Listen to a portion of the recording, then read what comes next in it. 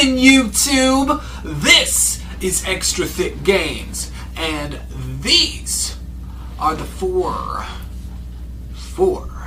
Thunder Dragon Colossus cards that I now have.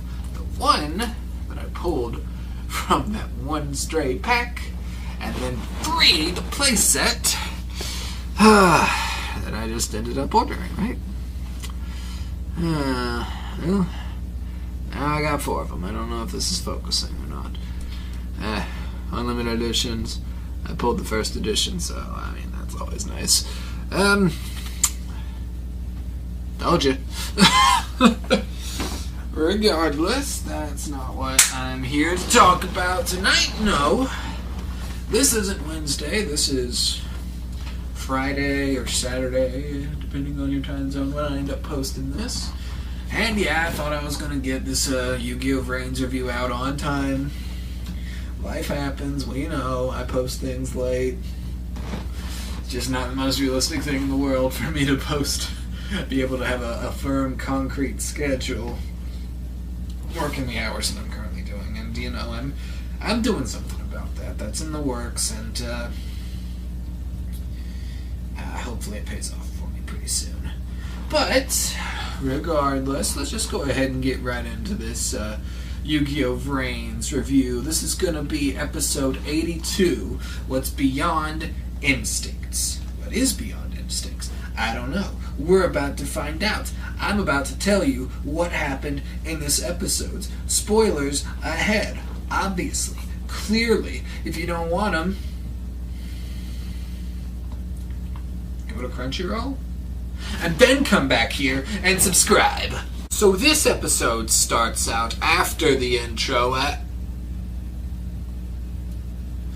Actually, this episode started off before the intro, right? It gives us a bit of a recap of Onizuka's board, Playmaker's board.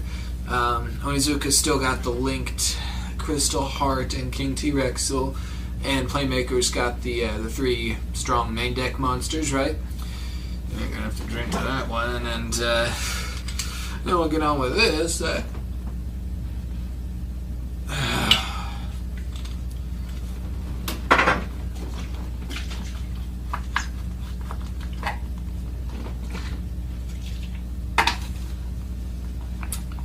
Anywho, King T-Rexel gains a significant attack increase due to being linked to Crystal Heart, and he attacks one of Playmaker's monsters and deals him significant damage. And he boastfully states that Playmaker cannot defeat him, and then the intro plays. That's a little embarrassing. I'm still leaving it in the video. Now, before Playmaker makes his move, I kinda gives him a little bit of an aside pep talk, right? Because Playmaker seemed a little on the fence about going through with beating Onizuka, right? And this match was about more than just who Onizuka was and how he's not himself at this point. This is about revenge for Earth and the fate of like Aqua, Flame, and I himself should Playmaker end up losing this. Playmaker acknowledges all this and continues with his move. And he initially goes into his Link 2 Security Dragon and tries to use its effect to bounce the King T-Rexel back to Onizuka's hand. However, Onizuka is able to negate this effect and protect his monster from any Link monsters that are Link 3 and lower. So, Playmaker goes for the next best thing. He goes into his Link 4. His totally not ace monster, according to Konami. He goes into the Link 4 Firewall Dragon. Rest in peace. And he attempts to use that card's totally just not broken effect to start bouncing things back to hand. But Onizuka had another card on the field, another trap card, that not only negates this effect, but if Playmaker doesn't attack with that monster, it ends up getting destroyed at the end of the turn. And T-Rexel had more attack points than Firewall did at this point, so Playmaker was unable to make the decision to attack the monster. So he had to end his turn and let Firewall Dragon just be destroyed. Onizuka, at this point, declares that he's going to win this turn, right? And so he begins by using the spell card that protects his monsters from all of Playmaker's effects, right? And then the spell, though, however, costs him having to bounce the Dino Wrestler King T-Rexel back to his extra deck, right? But this was just a non-existent setback because it was part of his plan the whole time, because he was able to just link back into it. And because of the spell card that he used, Crystal Heart got another counter which powered up Dino Wrestler King T-Rexel even more than it already had been. And now he's got a game on board, basically. He's able to use Crystal Heart's effect to give T-Rexel more attack power for all of the counters that it has, and he's got game on board, and he is about to go in for this attack. Meanwhile, at Soltech, Zaizen and his geek squad, whatever you want to call them, are monitoring Onizuka's vitals and everything, and they've reached just absolute critical mass as the synchronization of Onizuka's body and the AI implant are just rising and rising. And Zaizen orders them to log him out at this point, save his life. He's gonna die otherwise. But, of course, none other than Lady Hitler interferes and tells him not to. This is what they're supposed to be doing. This is part of the plan. Don't go through with it. After that little aside, we get back into Link VRAINS to the duel, and we have Onizuka going through with his attack with Dino Wrestler King T-Rexel. But Playmaker is in the nick of time able to boost the attack points of his Link Kuriboh and give it the effect to, not be destroyed in battle this turn. So it survives the attack and Playmaker survives the turn. And I just gotta say, this Link Kuriboh just took that hit to the face like an absolute champ. And then it just looked like it was ready for more. But I mean, just look at this hit. Look at this hit. And then it just like bounces around. Props to you, Link Kuriboh. You are the MVP of this duel. At the start of Playmaker's turn now, he immediately begins preparing for Storm Access, his skill, despite the fact that Onizuka has the anti-skill, right? But he goes through with this regardless, saying that he's going to bet on his instincts. So he attempts to activate Neo Storm Access to get a Cyburst monster from the Data Storm. However, Onizuka, as we would expect, uses his anti-skill to just immediately blast away the Data Storm and totally nullify Playmaker's skill effect. And not only that, but he gets to draw 2 cards. He's claiming victory again already, but this was the moment that Playmaker was actually waiting for, wasn't it? He utilizes the effect of a trap card that, since Onizuka was able to draw cards, if any of them happen to be monster cards, they get banished, and he's going to take damage equal to the combined attack points of those monsters. And sure enough, it was 2 Dino Wrestler monsters who had attack points that, when added together, ended up being more than 4,000, which would have given Playmaker the game right then, right there. But Onizuka himself had a counter trap that negates the effect of Playmaker's own trap and deals him 900 points of damage, reducing him down to a mere 100 and just knocking him off of his hoverboard right down into this just sandy abyss below. All seems lost until another breeze starts blowing by. And then I starts getting all excited. Apparently, Neo Storm Access had another effect that even Playmaker himself didn't even know about.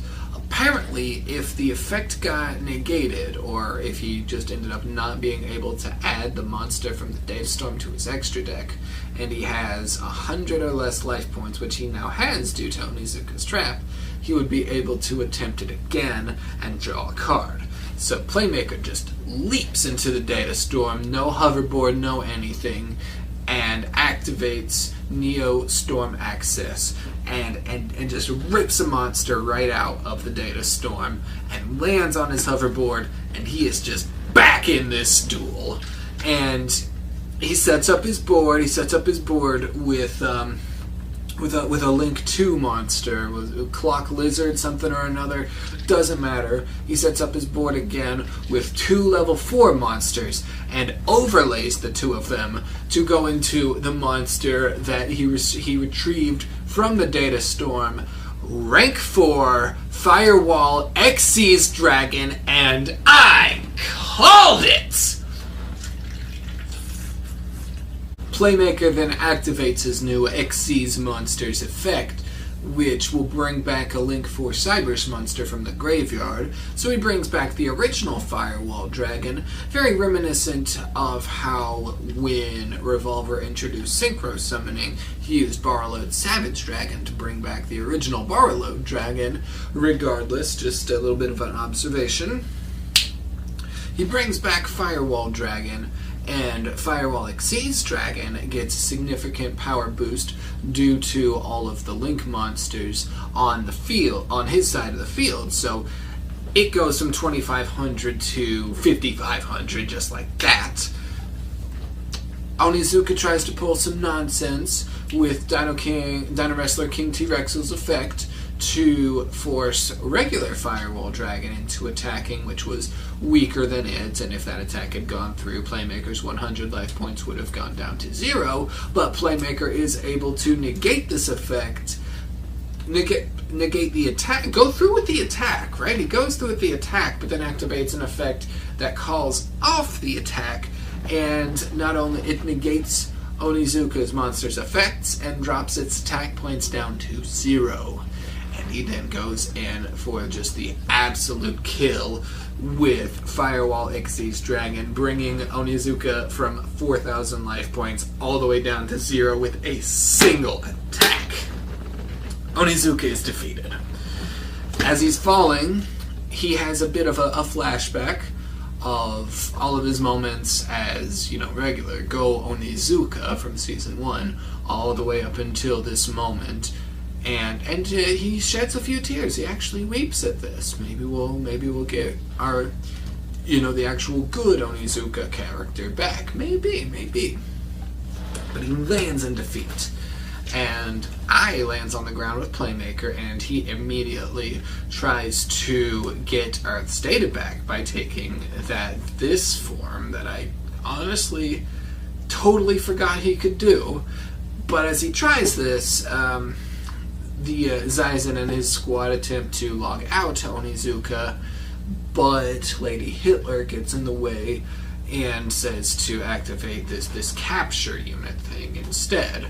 So it interrupts Ai from getting Earth's data back by making these just like glitchy red hentai tentacles erupt from him and hold him up high. But then Zaizen manually logs him out anyway so as not to kill Onizuka due to the stress on his mind and body. After all this settles down in VRAINS and in the real world, Playmaker and Ai hand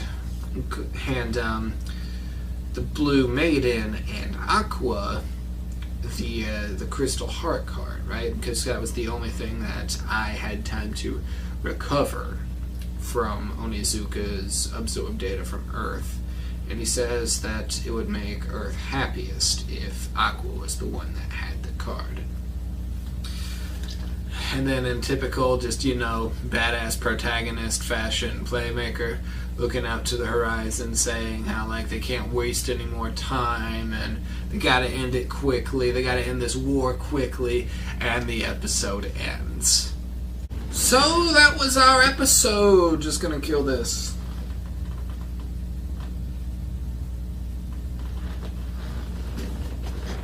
No, this wasn't like a full bottle at the time of recording or anything. It was almost empty anyway. No, I actually really enjoyed this duel we had with Playmaker significantly more than I enjoyed the last one when he dueled Bowman for the third time. They made decisions, I guess. So we got XC summoning. I know I usually would get upset when they would pull the summoning methods just kind of out their ass and just try and pass it off as a regular sort of thing, but I think they handled XC summoning a lot better than they did, giving everyone else synchro monsters, fusion monsters, ritual monsters, that sort of deal. Don't get me wrong, I was okay with how Revolver introduced synchro summoning, just like I'm okay with how Playmaker here is introducing XC summoning. The Neostorm access to get that, now that it's kind of a little bit more elaborated on than it was the first time, it works. And maybe I've got a little bit of a bias because I love the XC summoning mechanic. Right about when I started getting back into the TCG and the anime, from when I was a kid, and then everyone kind of just takes their break from it and they come back to it because they realize, hey, who cares if people think this is nerdy, this is fun, and this is still cool. That was right around 2010, 2011, the start of the XC's era, the 2011 starter deck, structure deck, whatever it was, dawn of the XC's. And of course, I've got my number binder video. XC's fanboy all the way. I love Zexel. Fight me, I don't care.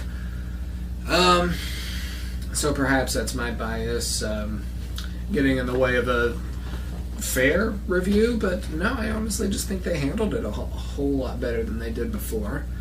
My 4 outcomes that I talked about in the last episode review, none of them came to pass. At least none of them did just yet, right? The good ending, the 2 potentially neutral endings, or the bad ending. We don't know what happened to Onizuka, and we don't know if Earth's going to be able to be recovered. I feel like we'll get those answers relatively soon, but for this particular instance, we've ended a particularly annoying revenge arc with Onizuka attempting to get revenge on Playmaker. And not only that, but we can actually get a good character back. And I don't mean good as in like, oh, he's a good guy or anything like that. I mean like Go Onizuka was a good character in Season 1. We might be able to get him back if they don't kill him off at this point. Who knows? But I mean the duel was good. It was really back and forth. I mean, you kind of knew that Playmaker had to win because it's Playmaker, but I mean, Onizuka made it absolutely believable that he could, and very likely just he was the favored winner, right? Like he always had board control. There was not a moment until the very end where Go Onizuka did not have control of the board or the game itself. I didn't know how Playmaker was gonna turn it around once Neostorm access was negated the first time. Sure, when I tells him that he could do it a second time as long as he had like 100 life points, even Playmaker didn't know that was a thing. So, I mean, I guess when it comes to anime, sort of just like extra mechanics with the whole skills, and then how Arc 5 had action cards and whatnot like that, you kind of got to take those kind of duels with a grain of salt, but entertaining and definitely twists, shocks, turns, surprises, if you will, and it keeps getting us we're just getting closer to a final climax, right? We're losing a couple of players and thinning out the squad to see who's going to be there. Right? Who's going to be there and involved in that final confrontation? Who's going to go next, right? We lost Blood Shepherd, and we might have potentially lost Onizuka. We lost Earth. Maybe we'll lose Soulburner. But who's to say? Overall, really good duel, really good past 2 episodes, and hey, it wasn't that late, right? And we're going to have a couple more videos coming out for you in the next week. I hope all of my viewers here have a good Merry Christmas, Happy Holidays, whatever it is you celebrate. I'll have a Thunder Dragon deck profile here pretty soon with my unique build. With my capture card, we'll have a couple more Smash Bros. Videos coming out for you pretty soon. I should hopefully be getting Smash Ultimate here in a few days. And until all that new content comes out, y'all just gotta stay thick for me, all right? Can you do me that favor? As a Christmas miracle, can you just stay thick? Extra thick!